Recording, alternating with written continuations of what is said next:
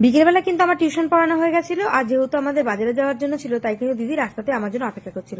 এখানে দেখো প্যান্ডেল কিন্তু অলরেডি শুরু হয়ে গেছে, দুর্গাপুজোর বেথর অনেক জায়গাতেই কিন্তু প্যান্ডেল শুরু হয়ে গিয়েছে। তো আমরা প্রথমে চলে গিয়েছিলাম একটা জুয়েলারি শপে, সেখান থেকে কিন্তু দিদি একটা বাজু দেখছিল শোনার জন্য। তো অনেক ডিজাইনই কিন্তু দোকানদার বার করেছিল, আমরা আমাদের পছন্দ মতো একটা বাজু নিয়ে নিয়েছিলাম। আর এরপর কিন্তু দিদি নিজের জন্য একটা পায়ের নুপুর দেখছিল।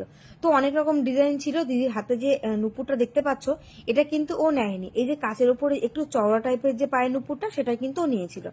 এরপর কিন্তু আমরা চলে গিয়েছিলাম একটা কসমেটিক্স এর দোকানে, সেখান থেকে দিদির কিছু প্রয়োজনীয় কসমেটিক্স ও নিয়ে নিয়েছিল।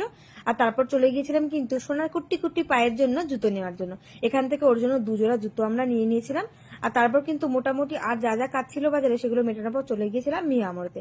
দিদি আসলেই কিন্তু মিয়া আমরতে ও যাবেই। তো এখান থেকে কিন্তু ও আমার বাড়ির জন্য আবার আমার মা বাবা সবার জন্য অনেক রকম খাবার অর্ডার করে দিয়েছিল।